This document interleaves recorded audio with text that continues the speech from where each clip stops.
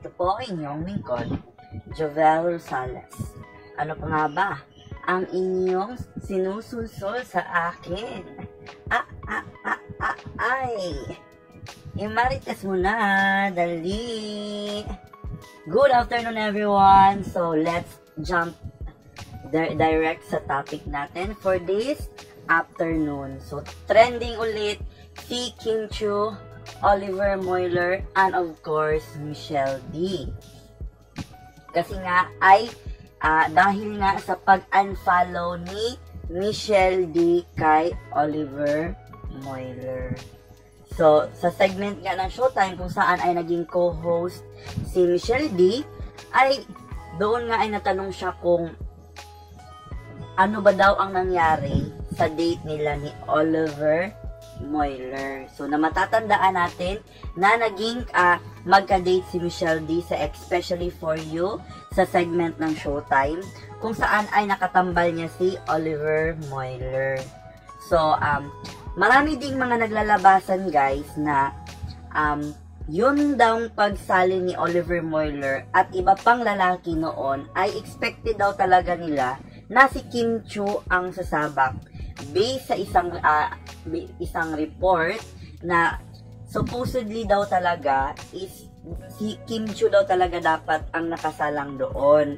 So ibibigay natin to yung report mamaya kung saan ilalagay natin doon kung ano ba yung eksaktong details kasi sa nabasa ko at ang pagkakaintindi ko parang in the last minute nag-back out si Kim Chiu dahil ayaw niyang maungkat yung mga ex-relationship niya.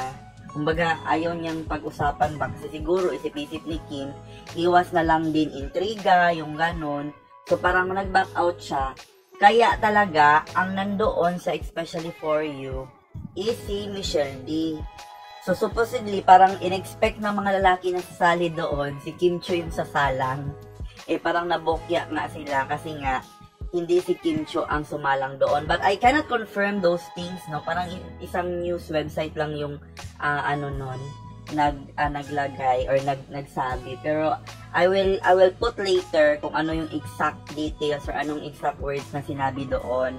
Para naman may context tayo, no? Hindi naman tayo masabihan na kung parang may masabi lang, di ba? Parang ganon. So anyway, ano ba ang natutunan natin sa pangyayaring ito, yung pag-unfollow ni Michelle D, yung expectation, ganyan-ganyan. So, ang sa atin, ang masasabi natin, expectation versus reality. Iba talaga yung mag-expect ka, at iba din yung kahinatnan ng reality.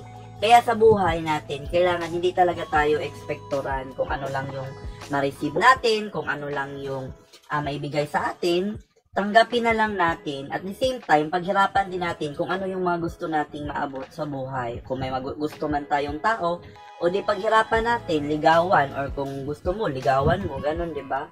So, ganun yun siya. Hindi ibig sabihin na kung gusto mo, gustuhin ka na agad. Hindi yung ganun. So, anyway, yun lang ang masasabi natin sa topic na yan. Anyway, kung sino man ang pipiliin or kung talagang gusto talaga ni Oliver Moeller is si Kim Chiu, wala tayong magagawa dyan because they are naman mga single. Wala namang may asawa sa kanila. So, they have a free spirit to choose kung ano yung or sino yung gugustuhin nila. So, yun lang ang masasabi natin. So, bago tayo magtatapos, ay magpapasalamat tayo, no? Sa ating mga subscribers and followers. Sa Facebook, meron na tayong 51,000 followers. And sa YouTube, ang bilis tumaas. Meron na tayong 1.29,000 followers.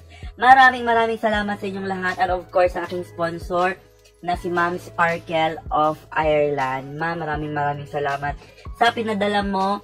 Sir Joaquin from Makati City, nagpadala po siya ng load sa akin kanina. So, maraming salamat po sa inyong lahat, sa mga sponsor na nagbibigay sa akin. So, anyway guys, maraming salamat sa inyong lahat. Yun lang ang masasabi ko.